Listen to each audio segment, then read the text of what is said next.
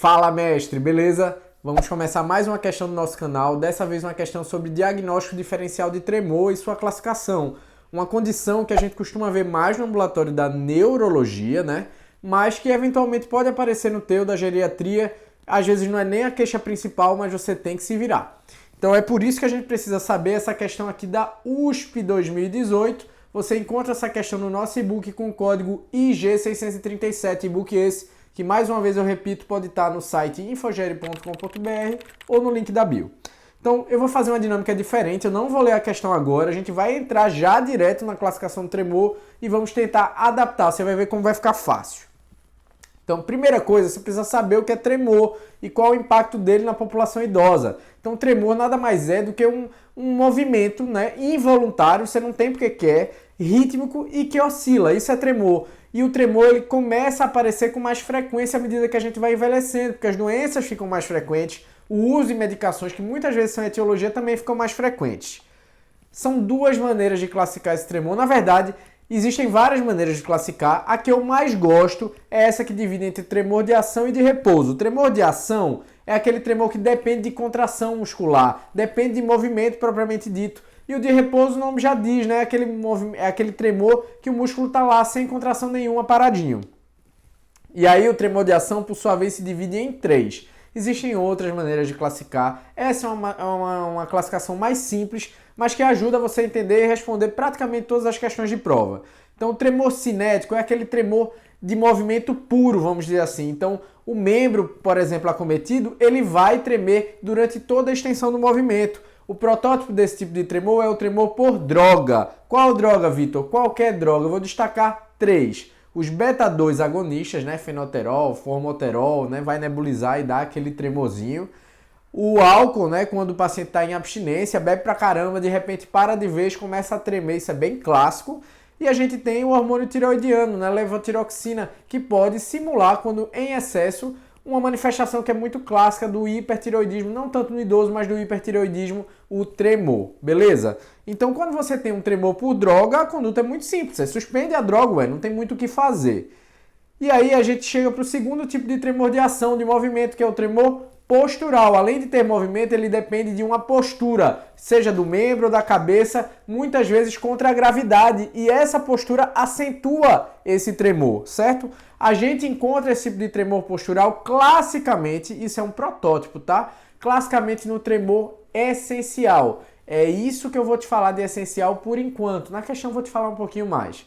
E medalha de prata para o tremor postural, a gente lembra do tremor fisiológico. Então todo músculo que contrai da gente, ele treme um pouquinho, mas não dá para ver isso, não dá para enxergar. E o tremor fisiológico, muitas vezes ele se acentua diante de algumas situações. Uma delas, ansiedade. A outra, drogas, como os beta-2, o álcool, o hormônio tireoidiano.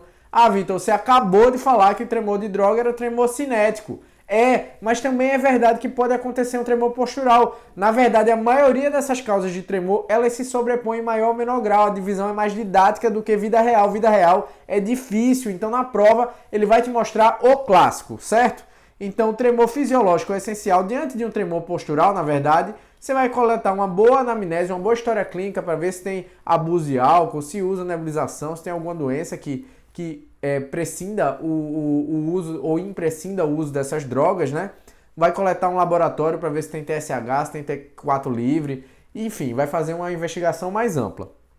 E a gente tem o terceiro tipo, que é o tremor de intenção, que é o tremor do cerebelopata, certo? Então, você já viu isso antes. O tremor de intenção, ele é uma ramificação, uma derivação do tremor cinético. Só que só começa a tremer quando vai chegando perto do alvo. Lembra da prova índex-nariz, né? Que você consegue pegar a disfunção cerebelar? É isso, esse é o motivo, né? Então, começa a tremer quando vai chegando perto do alvo no fim do movimento. Então, esse é o tremor do cerebelopata e aí não tem choro nem vela. Tem que fazer imagem do sistema nervoso central porque você tem que descartar AVC, isquemia, né? Ou você pode descartar também tumor, né? Um acometimento, uma formação expansiva. E finalmente a gente tem o tremor de repouso, é o tremor parkinsoniano, que pode ser de doença de Parkinson, que pode ser de um parkinsonismo por drogas, né? Como antipsicóticos, antieméticos, que tem bloqueio dopaminérgico, né? A metoclopramida também faz esse bloqueio, antivertiginosos como sinarizina, todas vão dar manifestação extrapiramidal, o parkinsonismo é uma delas, certo? tremor com rigidez, muitas vezes mais rigidez do que tremor nas drogas. E também as doenças Parkinson Plus, né? Parkinsonismo atípico, Parkinson vascular, também outros secundarismos para Parkinson, como doença de Wilson, todos eles podem dar algum tipo de tremor, certo? E se for um parkinsonismo atípico, fugiu de droga, fugiu de doença de Parkinson, aí tem que pedir neuroimagem também, porque ela pode ajudar na tua etiologia. Então vamos lá tentar responder a questão com o que a gente aprendeu, só com o que a gente aprendeu até agora. E eu vou mostrar para vocês alguns detalhes, eu vou pular de propósito, tá?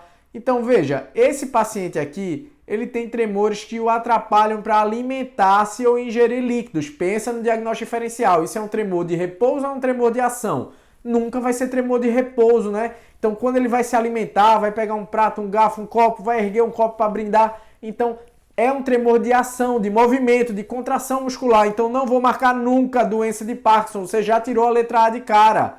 Ah, Vitor, não dá para saber que é tremor de ação. Dá por isso e dá porque ele falou aqui também no final, ó. Mas é incrível, faz de novo, faz! Tremor de ação postural e cinético, tá?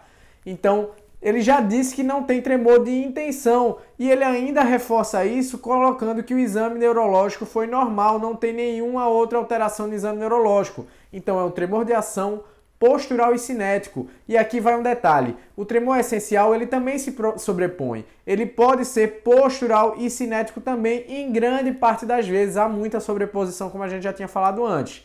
Então, se não tem dismetria, se não tem tremor cerebelar, se não tem tremor de intenção, não vou marcar a letra B. Sobrou a letra C e a letra D. Então, abstinência alcoólica, você vai olhar para a história. E aqui mais um detalhe da história. Ele fala claramente que o paciente não tem o hábito de ingerir bebida alcoólica, então não há dependência, não há abstinência, consequentemente. Isso tem que estar muito claro na tua questão para você marcar abstinência alcoólica. Não tem aquela história de parada súbita, o cara foi viajar e bebia muito e de repente com 1, 2 dias está começando a ficar tremendo, com delírio muitas vezes, delírio tremens, né? Então fica claro que não é a letra C a resposta, só sobrou a letra D e eu não sei nada de tremor essencial e consigo acertar a questão, o gabarito é a letra D mesmo.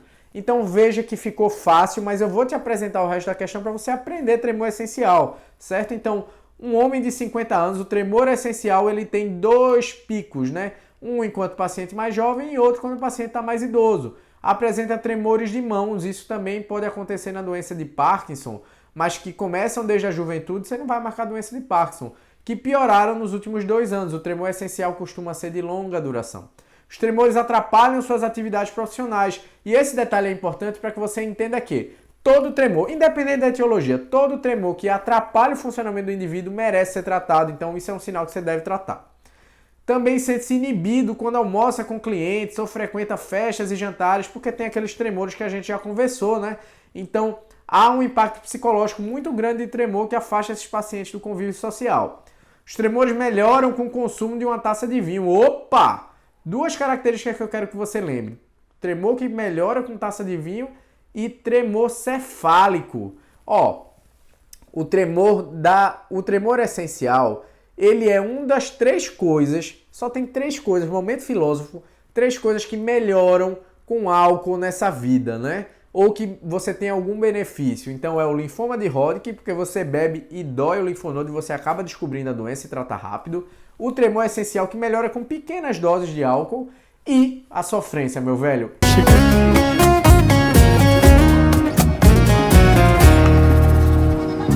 Meu orgulho caiu quando subiu o álcool. Ai, deu ruim pra mim. Essas são as únicas 3 situações em que o álcool começa a ajudar você para alguma coisa. Então, notou que tem tremor e que melhora com taça de vinho, acende a luzinha para tremor essencial. E o tremor cefálico, porque quando o paciente tem tremor cefálico, ele treme a cabeça, ele está dizendo que não é Parkinson. Não é Parkinson de jeito nenhum.